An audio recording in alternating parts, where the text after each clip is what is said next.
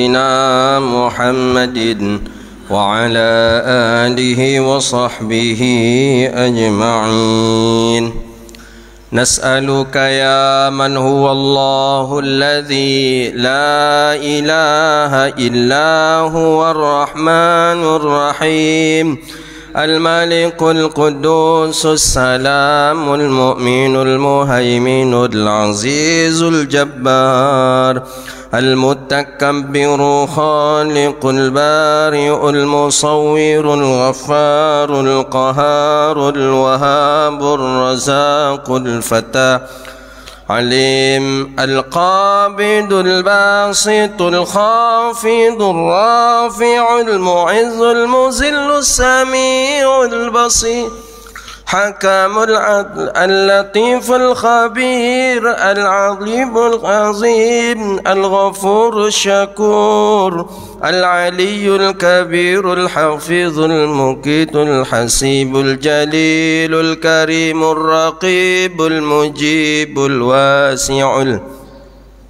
الحكيم الودود المجيد الباعث الشهيد الحق الوكيل القوي المتين الولي الحميد المحصي المبدئ المعين المحيي المميت الحي القيوم الواجد الماجد الواحد الأحد الصمد القادر المقتدر المقدم المؤخر الأول الآخر الظاهر الباطن الوالي المتعال البر التواب المنتقم العفو رؤوف مالك ملك ذو الجلال والإكرام المقسط الجامع الغني المغني المانع ضار النافع النور الهادي البديع الباقي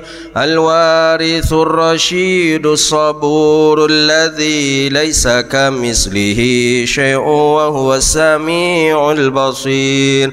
اللهم صل أفضل صلاة على أسعد المخلوقات كسيدنا محمد وعلى آله وصحبه لدى معلوماتك ومداد كلماتك كلما ذكرك الذاكرون وغفل عن ذكره الغافلون. Itu sholawat Imam Syafi'i. Para masyaikh ada mengatakan dengan zikrihi. Di belakang tu zikruka al-ghafilun. Ada zikrihil ghafilun. Kalau zikrihil ghafilun itu kembalinya kepada baginda Nabi Muhammad. Zikrika kembali kepada Allah. Jadi ada mengatakan dengan menyebutnya Nabi Muhammad, dengan tidak menyebutnya Nabi Muhammad, al-ghafilun ada orang-orang menjadi lalai. Makanya selalu kita menyebut nama Sayyidina Rasulullah sallallahu alaihi wa alihi wasallam. Bismillahirrahmanirrahim. Alhamdulillahi rabbil alamin. Wassalatu wassalamu ala asyrafil mursalin sayyidina wa maulana Muhammadin wa ala alihi wa ashabihi ajma'in. Rabbi yassir wa la tu'assir ya Rabbi tammim bi khair. Allahumma faqihna fid din wa 'allimna ta'wil wahdina ila siratikal mustaqim. Qala al-musannif rahimahullahu ta'ala wa nafa'ana bihi wa bi 'ulumihi wa bi 'ulumi masyayikhina fid darain amin. Wa hadha halul aktsari minan nasi fayaqulu kaifa uqbilu 'ala al-ibadati wa ana musirrun 'ala al-ma'siyati mutalakhkhihun biha fayajibu alayya awalan an atuba ilayh liyaghfira li dhunubi wa yukhallisani min asriha wa yutahhirani min aqzariha fa asluha li khidmati wa bisatin qurbati fatastaqbiluhu hahuna uqbatut taubati fayahtaju la muhalatan ila qat'iha liyasila ila ma huwal maqsudu minha fayakhudha fi dhalika biiqamati taubati bihaqqiha wa syara'itaha ila an yaqta'aha falamma an hasalat lahu at-taubah sadiqah wa faragha min hadhihi al-aqbatin hanna ila al-ibadati liyakhudha fiha fanadhara fa idha hawlahu awaiq muhdiqatun bihi kullu wahidin minha ya'uquhu amma qasada min ibadihi fadarbin minat ta'wiq. Qala al-musannif rahimahullahu ta'ala wa nafa'na bihi wa bi'ulumihi wa bi'ulumi masyayikhina fid darain amin. Wa hadha halul aktsar. Inilah keadaan kebanyakan daripada manusia. Nah, kemarin kita terakhir itu adalah masuk kepada tahap daripada ma'rifah dan ilmu. Tahapan ma'rifat, tahapan ilmu dan ma'rifah. Itu kemarin, bahwa seseorang ketika dia dekat dengan Allah, dia merasa dirinya bahwa telah Allah anugerahkan kasih sayang, sehingga dia sadar bahwa dia mendapatkan nikmat daripada Allah, dia mendapatkan kasih sayang daripada Allah. Dan untuk mendekatkan diri dia kepada Allah, dia mencoba untuk melakukan perkara-perkara yang fardu. Syariat itu kemarin, syariat ada dua, ada syariat zahir, ada syariat batin. Syariat zahir salat, syariat batin dengan berzikir. Itu kemarin kajian kita. Wa hadha halun al-aktsar minan nas, dan ini kebanyakan daripada manusia. Fayaqul, mereka berkata, apa kata manusia? Kaifa uqbilu 'alal ibadi wa ana musirru 'ala ma'siyah. Bagaimana mungkin aku bisa melaksanakan ibadah kepada Allah sedangkan aku masih bergelimang dengan dosa? Nah, ni kebanyakan kita seperti itu. Takkan mungkin aku bisa dekat dengan Allah sedangkan aku dalam keadaan maksiat. Aku ni banyak maksiat. Wa ana musirru lil ma'siyah. Aku masih saja bermaksiat. Bagaimana mungkin aku bisa salat sedangkan aku dalam keadaan maksiat? Salat iyo jua, maksiat iyo jua, nak mungkin. Begitulah kata dia. Aku salat tapi aku berjudi. Aku salat tapi aku makan riba. Aku salat tapi aku bergunjing. Aku salat tapi aku melihat maksiat. Bagaimana mungkin? Mutalakhikhun biha, dan aku bergelimang dengan maksiat itu. Apakah mungkin? Apakah bisa seperti itu? Fayajibu alayya awalan an atuba ilaih, maka wajib alayya di atasku pertama-tama an atuba ilaihi, bahwa aku bertaubat kepada Allah. Jadi makam yang tertinggi itu adalah makam taubat. Jadi kita ahli maksiat ingin ibadah kita kepada Allah, taubat terlebih dahulu. Gitu dia. Jadi taubat kepada Allah. Taubat itu kan bukan berarti mesti harus istighfar 100 kali itu taubat. Nah, taubat itu kan ada rukun daripada rukun taubat. Nanti ada kita mengkaji, ada rukun taubat, ada syarat taubat nanti. Ya, rukun taubat diantaranya istighfar 3 kali. Kedua, menyesali perbuatan maksiat yang pernah kita lakukan. Menyesal, begitu menyesal. Yang ketiga, mesti harus ada azam di dalam dada kita, kita tidak akan mengulangi maksiat itu lagi. Itu rukun taubat. Istighfar kepada Allah, mohon ampun kepada Allah. Kedua, menyesali perbuatan maksiat yang pernah kita lakukan. Pernah berjudi, menyesal. Pernah berzina, menyesal betul. Pernah makan riba, menyesal betul. Kemudian yang ketiga, berjanji di dalam hati tidak akan mengulangi maksiat itu lagi. Itu baru taubat. Tapi kalau sekadar bercakap aja, kami setiap hari 100 kali kami istighfar kepada Allah, ya, kami pula yang diajari taubat. Bukan bab itu masalahnya. Masalahnya bukan di sana.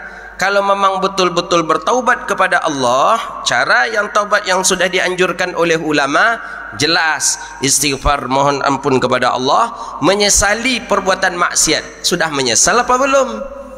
Jangan sekedar istighfar saja tapi tak menyesal. Apa namanya itu? Taubat sambalado namanya.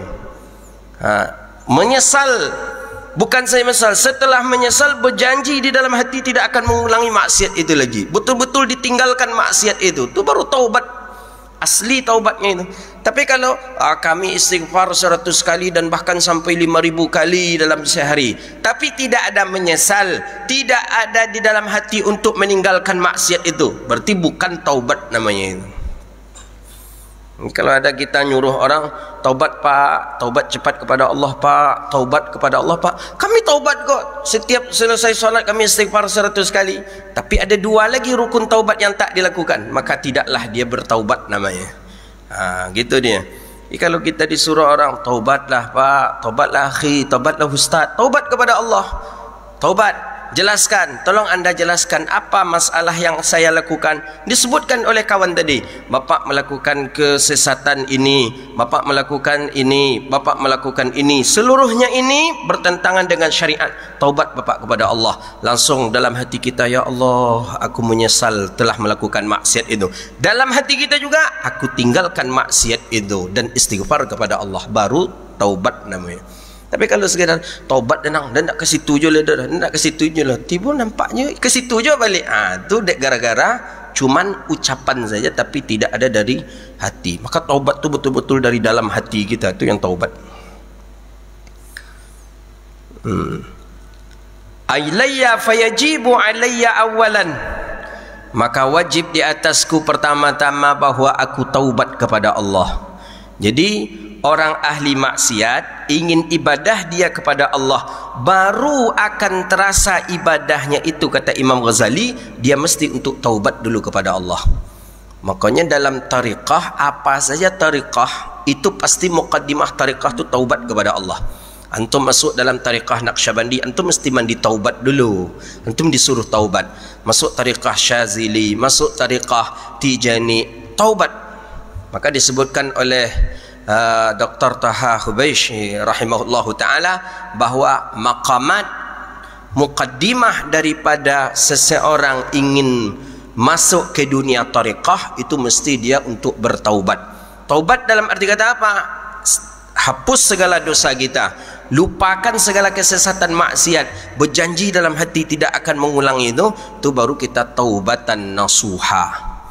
Jadi antum mesti ingat. Jadi kalau sekedar istighfar, kami taubat setiap hari 100 kali, itu baru 1 daripada 3 rukun taubat. Mesti harus menyesal, kemudian mesti harus berjanji di dalam hati tidak lagi mengikuti atau melakukan maksiat itu. Tapi kalau menyesal tidak ada dan tidak meninggalkan maksiat itu bukan taubat namanya. Tomat namanya. Gitu dia.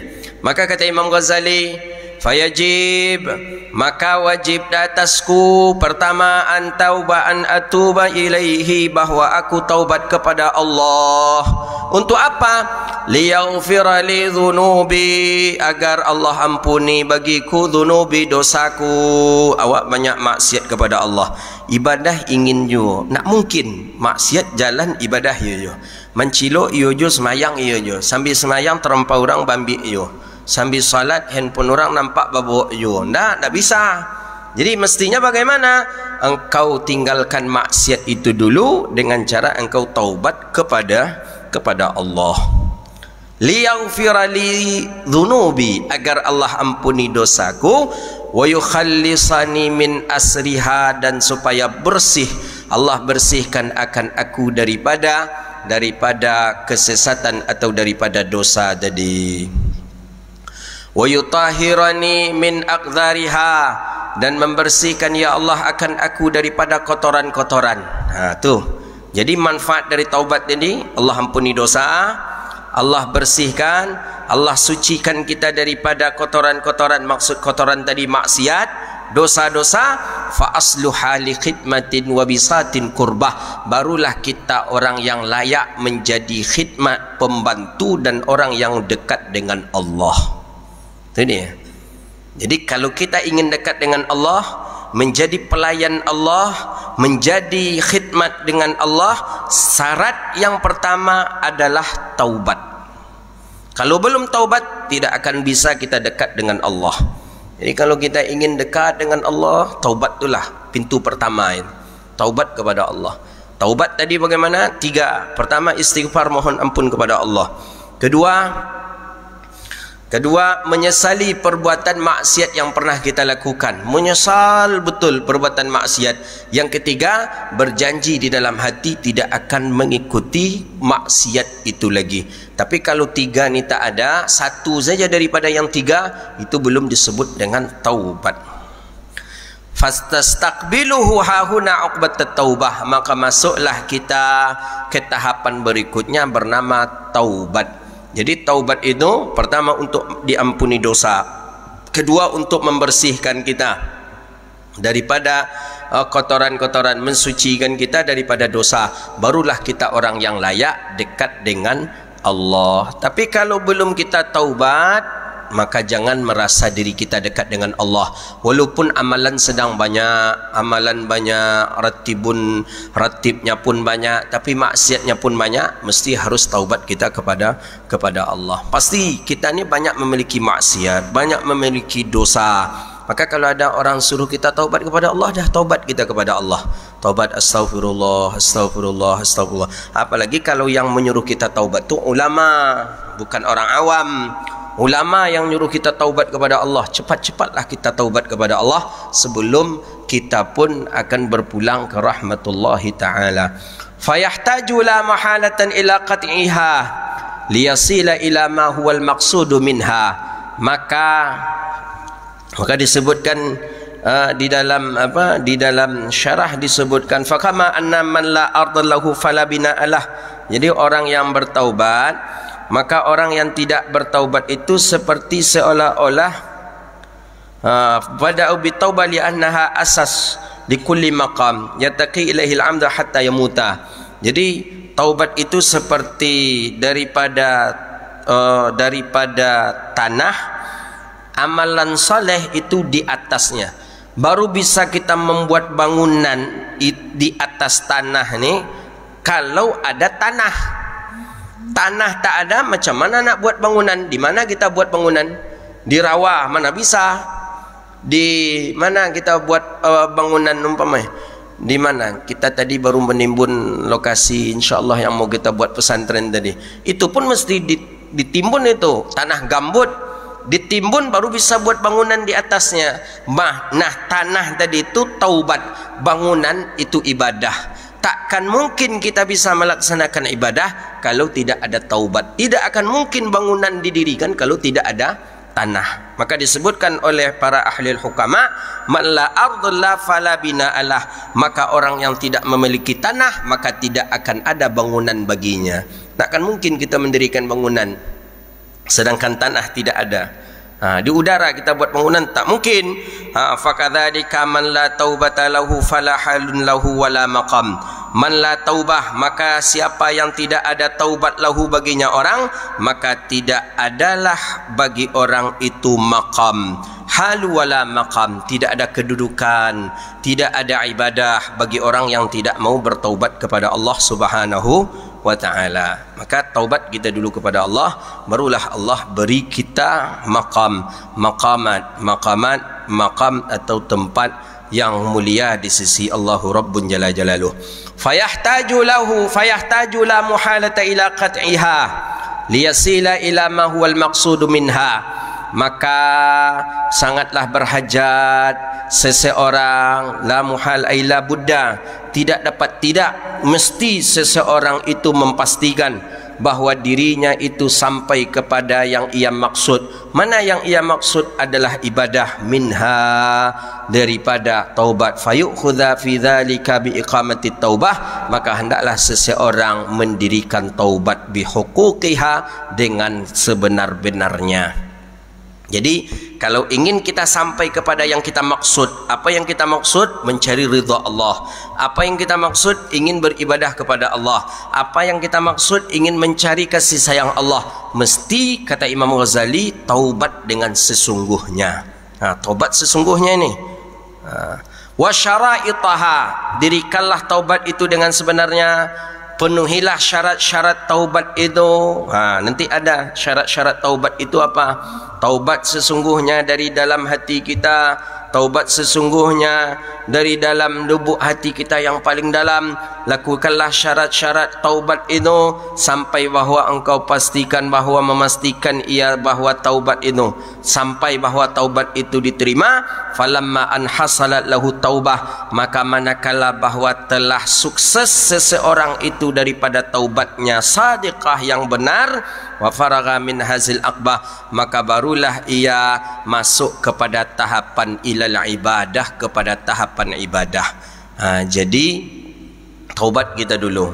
Setelah benar cara taubat kita, barulah kita melakukan ibadah. Itu dia. Jadi kalau antum masuk ke dalam tariqah Naqsyabandi, antum disuruh oleh mursyid taubat dulu. Taubat. Ada yang dengan cara mandi taubat, ada dengan cara salat sunat taubat, ada dengan cara istighfar. Kita disuruh seperti itu oleh mursyid. Setelah itu barulah kita disuruh untuk berzikir mengamalkan ibadah. Jadi syaratnya itu mesti harus ada taubat dulu, bersihkan diri kita, bersihkan perasaan kita, bersihkan seluruhnya, mesti harus kita bersihkan daripada maksiat. Jadi nak bisa asal-asal ibadah aja langsung tanpa taubat susah. Saya tak perlu saya taubat, saya langsung aja lah ibadah. Taubat tu mempelamo tu kan ni. Anda mesti harus taubat dulu kepada Allah Subhanahu wa taala. Taubat. Dosa yang pernah kita lakukan, dosa matanya, dengan dosa telinganya, dengan dosa kakinya, dengan dosa tangannya, dengan dosa lidahnya, dengan dosa hati. Belum ada dosa hati lagi, banyak dosa hati gini. Fakullu, jadi ibadah. Barulah setelah kita selesai daripada taubat, barulah masuk kepada maqamul ibadah. Liyakhudha fiha fanadhara fa idha haulatul awaiq muhdiqatum bihi. Ketika kamu masuk kepada tahapan ibadah, maka kamu akan menjumpai banyak halangan dan rintangan dalam ibadah. Itu baru. Jadi pertama taubat, agak mulus sedikit dalam taubat. Setelah taubat langsung ibadah. Dalam ibadah ni kita akan banyak halangan dan rintangan. Jadi halangan dan rintangan tu banyaknya dalam ibadah. Dalam ibadah mengantuk tu dalam ibadah, apalagi anak dalam ibadah, handphone berbunyi itu dalam ibadah, terganggu kita. Maka Imam Ghazali mengatakan fanadhara fa idza haulatil awaiq muhdiqatum bihi. Ketika kita sudah masuk ke tahapan ibadah, banyak halangan dan rintangan yang akan kita temui. Banyak sekali halangan dan rintangan yang akan kita temui ketika kita mulai dalam ibadah. Baru takbir yang ke Allahu Akbar, langsung terkenang di kita masalah banyak yang harus diselesaikan, banyak rencana, banyak cita-cita, banyak. Kemudian ketika selesai salat hilang pula masalah, mulai salat tiba pula balik masalah. Apalagi dengan chattingan WA, awak sedang berdebat dengan kawan, masuk ke dalam solat, fajar kau awas berkau siap semayang berkau dan hajar jangan begitu. Itu dalam ibadah sampai kadang merusak ibadah kita. Maka Imam Ghazali mengatakan ketika kamu mulai masuk tahapan ibadah, maka kamu akan banyak menjumpai halangan dan rintangan, banyak sekali. Ini makamnya orang-orang yang salatnya khusyuk. Bagi awak salat nak pernah khusyuk, nak merasa ada halangan dan rintangan, tak ada. Tapi kalau orang-orang yang terbiasa salatnya khusyuk, wah betul-betul risih dia. Bunyi jam itu saja berbunyi tet tu merasa terganggu dia. Apalagi bunyi handphone, apalagi dengan bunyi bunyi-bunyian yang mengganggu dia salat, tu merasa terganggu betul. Makanya banyak surau-surau suluk, surau-surau orang-orang tasawuf, orang-orang sufi itu banyak di dalam-dalam letaknya, jauh dari jalan raya, jauh dari keramaian, karena mereka terganggu di ibadah disebabkan karena beberapa hal ini. Kullu wahidin minha ya'uquhu amma qasada minal ibadah. Setiap daripada halangan dan rintangan itu menghalangi ia daripada amma qasada minal ibadah, apa tujuan kita daripada ibadah. Di stop, dihambat. Maka kata Imam Ghazali fata'ammal, maka oleh karena itu pikirkanlah, maka oleh karena itu ambil pelajaranlah, ketahuilah apa itu halangan-halangan dan rintanganmu dalam ibadah. Kata Imam Ghazali fata'ammal fa idza hiya arba'ah, maka musuh kita, halangan kita dalam ibadah itu 4. Yang pertama ad-dunya. Dunia termasuk penghalang kita untuk ibadah. Penghalang kita untuk ibadah dunia. Ya, dunia termasuk penghalang kita untuk ibadah. Apa maksud ya dunia itu? Apa maksud daripada dunia? Ad-dunya, kata at-tariq li ibadah, pencuri daripada ibadah. Ya, dunia mana maksud daripada dunia? Dunia daripada dunia. Dunia hari ini, handphone termasuk bagian daripada dunia. Ini pemutus kita ibadah kepada Allah. Dan berusaha kita khusyuk, Allahu Akbar, betul-betul khusyuk kita dalam solat. Tak ada yang kita ingat kecuali cuma Allah saja. Ketika datang, ketika khusyuk anak kita khusyuk tadi itu, berbunyi handphone kawan tadi, dah hilang khusyuk kita. Hilang. Apalagi kalau nengok kawan tadi gelisah-gelisah, hilang. Tu apa namanya tu? Dunia. TV dunia. Apalagi dengan dunianya, jam dinding dunia. Ini termasuk bagian daripada penghalang kita untuk ibadah. Maka kalau bisa jam-jam yang ada, jam digital itu janganlah berbunyi. Kalau berbunyi janganlah banyak-banyak kali, resah kita. Apalagi ketika kita salat itu, kita ceramah saja risih kita. Apalagi kalau ketika salat berbunyi tet tet tet tet. Betul tu kata Syainuddin, sampai ada bunyi macam lonceng gereja kadang bunyi itu. Dulu ya, sekarang sudah jarang lah masjid-masjid yang membunyikan jam apa namanya ni, jam apa namanya ni, jam yang ini, jam besar ini, jam ini tak tahu, jam aja lah, jam belonceng gitu deh. Ada dulu orang menghidupkan bunyi, sekarang sudah tidak ada lagi. Yang kedua, wal khalqu, ay makhluk, termasuk ini yang banyak. Fa inna aktsaruhum yashghiluna an ibadatillah. Makhluk, mana makhluk? Anak termasuk penghalang kita ibadah rupanya. Ketika awak solat Allahu Akbar, mulai dipanjik gitu dari belakang, mulai ganggu, itu termasuk penghalang ibadah. Awak kapai mengaji, nya mulai berperangai. Awak nak keluar rumah, nak pergi mengaji, nya nak minta ikut, dibawa pun nya nak nio, indak dibawanya menangi, mulai ibadah itu. Mana makhluk lagi seperti hewan, kucing. Awak sedang salat, menari-nari kucing tadi di depan awak. Pada tadi nak adanya dah biasa aja, tapi ketika kita salat sengajanya berhenti di atas sajadah kita, sengaja pula bernari-nari di atas sajadah kita. Penghalang kita ibadah tu. Itu disebut dengan makhluk. Syaitan yang ketiga, itu penghalang kita ibadah. Syaitan, kata Imam Ghazali, itu penghalang kita daripada ibadah. Syaitan qala ba'duhum, ya, syaitan itu mengajak kita berbuat maksiat, melakukan perkara yang haram. Kata ba'duhum asyaitan kullu jin kafir, kullu jin kafir. Setiap jin kafir itu syaitan. Ada yang mengatakan syaitan itu bu'da an rahmatillah, jauh daripada rahmat Allah. Dinamakan syaitan karena dia dibakar. Ada yang mengatakan jin idza kafara, jin apabila dia kafir dan melakukan zalim dan melakukan kefasidan, merusak, maka itu namanya syaitan. Syaitan tu menyusuh kita dalam ibadah. Jin kan sudah disebutkan dalam Muraqil Ubudiyah kalau tak salah, bukan dalam hadis Muwatta. Ketika kita mulai takbir, mulai azan, syaitan lari. Selesai azan, syaitan balik lagi. Qamat, syaitan lari. Selesai qamat, syaitan sudah sampai kepada kita. Jadi syaitan tu kencang lari, Pak. Kencang lari syaitan itu. Setelah selesai qamat, syaitan mulai berada di saf kita. Itulah membisikkan kita, mengganggu kita daripada ibadah. Kemudian yang keempat adalah nafsu. Musuh kita, nafsu. Fa innaha abda tad'u ila da'ah warrahah. Nafsu inilah yang membawa kita kepada bersantai-santai, lengah-lengah.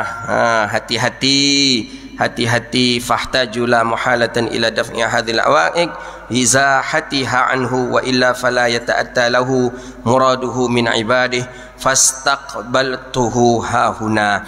Jadi kata Imam Ghazali, mestilah engkau lawan, engkau jauhi diri engkau daripada musuh yang empat ini kalau engkau ingin sampai kepada martabat ibadah yang khusyuk.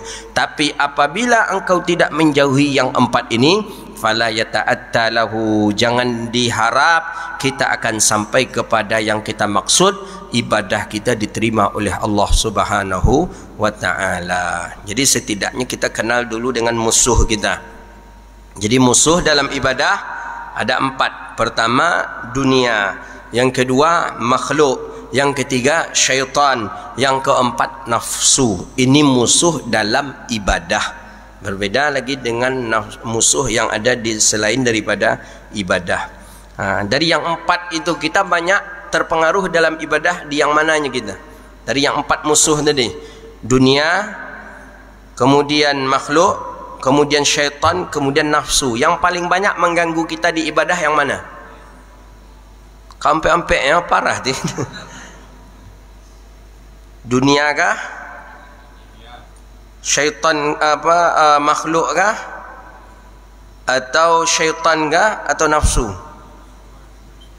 Nampaknya memang kompe-ompeknya nampaknya. Dunia ya handphone, lengah kita ibadah. Dunia makhluk iyo jua. Kadang awak ni apa mengaji orang rumah pula nan banyak cincong kadang. Bekolah bang, sikolah bang lu nak usah apa ngaji lu katanya umpamanya kan. Atau orang rumah lah setuju, anak pula nak ni ikut, anak nak ni ikut, dibawa naknya nio nak main. Lah apa lagi dunia, kawan bagai termasuk dunia tu. Mengaji-ngaji taruh aja sekali, libur aja lah kecek kawan. Itu makhluk je tu kawan tadi, tu penghalang kita ibadah tu.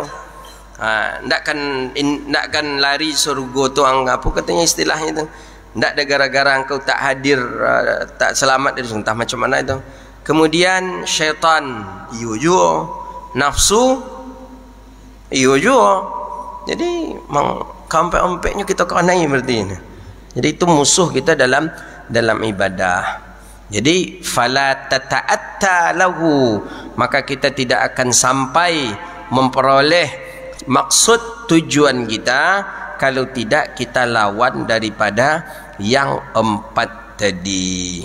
Bagaimana cara melawan yang 4 itu? Itu insya-Allah di pertemuan kita yang akan datang. Jadi mesti harus kita lawan musuh tadi. Jadi musuh kita dalam ibadah ada dunia, ada makhluk, ada syaitan, ada nafsu. Begitu dia. Nafsu ni ketika kita nak melaksanakan ibadah, tiba-tiba saja kita merasa rehat saja nak. Santai ajalah dulu kata kita, bekolah, tiba je malih lah. Tiba malas. Libur sekali, anda apa dah petang libur, ndak apa dah. Tiba libur 2 kali, tiba libur 3 kali, sampai kali anda usahlah apa nak apa dah, biasa aja nyong katanya. Bisa aja cari itu tu, beko tengok aja di live streaming beko katanya. Tu kerja siapa tu? Anak pasu tu. Bisa ngaji live streaming, beko bisa ada apa beko. Beko besok khatam bisa minta ijazah tu katanya. Sampai kini tak ada dia ijazah. Jadi karena berat kalau ijazah Imam Ghazali itu menengok betul-betul mujahadah, kita baru mendapatkan wasilah, mendapatkan bagian daripada barakah, daripada imdad, daripada madad, daripada Imam Hujjatul Islam Abu Hamid Al-Ghazali rahimahullahu taala. Jadi maka oleh karena itu mesti seseorang untuk melawannya dengan sesungguh hatinya. Maka kalau tidak ia melawan daripada musuh yang 4 tadi, maka tidak akan sampai dia kepada yang ia tuju. Itu dia. Hafal-hafal itu. Dunia, makhluk, syaitan, nafsu. Jadi ketika nanti awak sedang ibadah, diganggu kita dia orang rumah umpama, aku makhluk, aku musuh kan. Umpamanya seperti ibadah. Ya, kita banyak dengan dunia lah umumnya. Kita hari ini kebanyakan terganggu ibadah karena dunia. Kalau dulu mungkin zaman para salafus saleh, zaman para sahabat, zaman tabi'in itu mungkin dunianya tidak begitu. Banyaklah gangguan dunia. Handphone tak ada, WhatsApp tak ada, Facebook tak ada. Jadi mungkin gangguan dunia, ujian dunia di zaman salafus saleh mungkin tak banyak. Mall tak ada tu Pak. Mall tak ada. Kita mall banyak. Walaupun kita tidak pergi ke mall, tapi kalau lewat di depan mall tu nampak je orang menyebarangkan mall itu. Dulu zaman dulu mana ada. Tak ada bioskop, sekarang ada bioskop. Dulu tak ada kafe, sekarang ada kafe. Dulu tak ada. Jadi dunia yang dulu tu tidak begitu banyak lah. Kita hari ini memang banyak godaan di dunia itu. Dunia, makhluk, syaitan dan nafsu. Itu dia. Apalagi dunia itulah masuk sekarang ke rumah kita, masuk ke dalam bilik kita, handphone, dan bahkan kita yang mendatangkan dunia ini. Kita yang mendatangkan TV, kita yang mendatangkan yang mendatangkan signalnya dan lain sebagainya. Maka oleh karena itu, musuh-musuh yang engkau ketahui ini mestilah engkau melawannya sesungguh-sungguhnya, izdihatiha, mesti sesungguh-sungguhnya. Maka kalau tidak, maka engkau tidak akan sampai kepada martabat, tak akan sampai kepada yang engkau kehendaki, yaitu ibadah. Jadi bagaimana caranya? Masuk kita ke tahapan berikutnya adalah daripada godaan, halangan dan rintangan, cara untuk menghadapi daripada halangan dan rintangan itu. Hadza wabillahi at-taufiq wallahu a'lam bissawab. Ada pertanyaan? Silakan.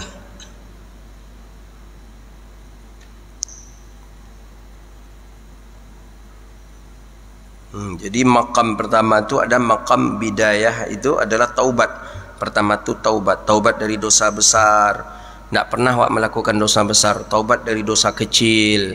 Taubat dosa besar dulu. Tak pernah melakukan dosa besar. Mezina tak pernah, makan riba tak pernah, membunuh orang tak pernah, melawan kepada ibu bapa tak pernah. Jangan merasa bersih dulu, taubat dari sagair lagi. Taubat dari dosa kecil. Apa dosa kecil? Berduto, bercarut, dosa kecil. Berdusta termasuk dosa kecil. Tapi ketika dusta, dosa kecil, kemudian kita mengulang-ulangnya, maka menjadi dosa besar.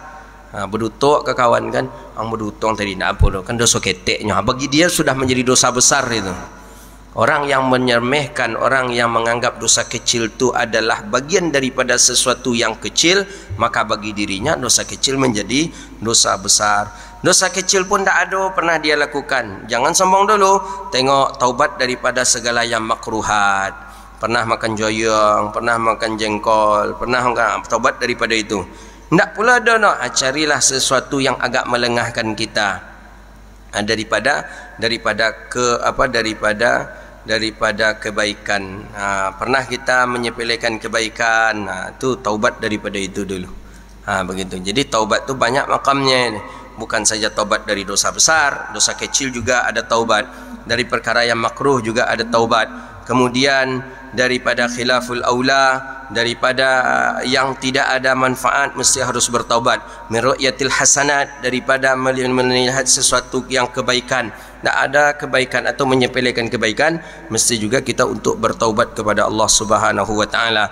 Walaha bidayah walaha nihayah. Jadi ada permulaan taubat, kemudian ada akhir daripada taubat. Hadza wabillahi at-taufiq. Ada pertanyaan? Silakan. Pekerjaan berarti termasuk daripada dunia lah. Pekerjaan termasuk daripada dunia. Jadi dengan pekerjaan kita lalai, gara-gara bekerja kita lalai, gara-gara kita bekerja kita meninggalkan salat, gara-gara kita bekerja kita tak puasa, termasuk daripada dunia. Maka hati-hati juga kita, itu termasuk halangan. Ya, bukan berarti kita tidak pula bekerja. Nah, itu salah pula kita. Aku tak mau bekerja karena kerja tu dunia tu. Jangan akhi, kita hidup di dunia, bukan di akhirat. Kita bukan makhluknya. Apa kata istilahnya, bukan planet. Kita mesti harus, kita hidup di bumi, ya mesti harus bekerja. Jadi ada kajian kami tadi itu tentang Nabi Ibrahim. Nabi Ibrahim meninggalkan anak dan istri di dekat Ka'bah. Itu sudah mantap imannya karena seorang nabi. At'imuni wa yasqi. Allah sendiri mengatakan bahwa para nabi Allah jamin rezekinya, Allah jamin daripada rezekinya, Allah jamin daripada kehidupannya, itu para nabi. Maka Nabi Ibrahim tinggalkan istri dan anaknya di dekat Ka'bah. Nabi Ibrahim pergi ke Mesir, ke Sa'idi, pergi berdakwah. Itu Nabi, imannya sudah terjaga oleh Allah, imannya sudah dijamin Allah, dan orangnya juga dipelihara oleh Allah. Masalahnya kita bukan Nabi. Kita bukan Nabi.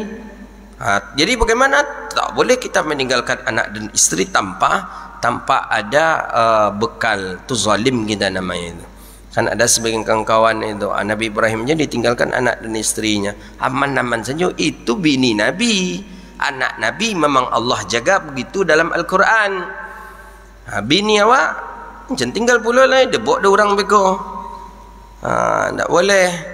Jadi berilah dia bekal, beri anak bekal, beri isteri bekal, kalaupun kita ingin berdakwah, begitu ni. Dan lain? Enggak. Alhamdulillah. Jadi kesimpulan kajian kita hari ini apa? Maqam pertama yang mesti dilalui oleh seorang hamba untuk mencapai ibadah, maqam ibadah itu adalah taubat. Dia harus taubat dulu. Taubat bersih, hilang, ampuni Allah, ampuni dosanya, Allah ikhlaskan daripada niatnya, Allah sucikan daripada kotoran-kotorannya. Taubat. Setelah selesai ia taubat, baru masuk ia ke tahap ibadah. Di ibadah dia akan banyak menjumpai halangan dan rintangan. Halangan dan rintangan dalam ibadah itu ada 4. Ada dunia, ada makhluk, ada syaitan, ada nafsu. Bagaimana caranya mengalahkan musuh yang 4 dalam ibadah ini? Itulah episode berikutnya insya-Allah di hari Jumaat depan. insya-Allah. Insya-Allah. Kita rencana kemarin itu hari Senin ini Habib Lutfi datang itu. Tapi malam tadi ada WA dari Pak Gubernur, belum bisa di bulan ini. Kemarin itu sudah okey. Entah kenapa, mungkin ada satu hal. Jadi insya-Allah mungkin bulan Juli kata beliau. Jadi bulan depan insya-Allah Habib Lutfi datang ke Riau insya-Allah. Rabbana atina fid dunya hasanah wa fil akhirati hasanah wa qina adzabannar. Allahumma faqihna fid din wa 'allimna ta'wil wahdina ila siratikal mustaqim. Rabbana hab lana min ladunka rahmatan wa hayyi lana min amrina rasyada. Allahumma a'izzal islam wal muslimin. Allahumma ansuril muslimina fi kulli makan ya rabbal alamin. Allahumma barik lana fi auladina wa dhurriyyatina wahfazhum wa la tadurruhum wafiqna wafiqhum li ta'atik warzuqna birrahum bi rahmatika ya arhamar rahimin. Rabbana atina fid dunya hasanah wa fil akhirati hasanah wa qina adzabannar. Wa sallallahu ala nabiyyina Muhammadin wa ala alihi washabihi ajma'in. Alhamdulillahi rabbil alamin. Sallallahu rabbuna ala nuril mubin Ahmad al-Mustafa Sallallahu rabbuna ala nuril mubin Ahmad al-Mustafa Sayyidil mursalin. Sallallahu rabbuna ala nuril mubin Ahmad al-Mustafa Sayyidil mursalin wa ala alihi wa sahbihi ajma'in wa ala alihi wa sahbihi ajma'in. Alhamdulillah. InsyaAllah subuh besok di Masjid Nurul Huda kajian kitab Riyadhus Salihin insyaAllah. Hadza wabillahi taufiq. Assalamualaikum warahmatullahi wabarakatuh.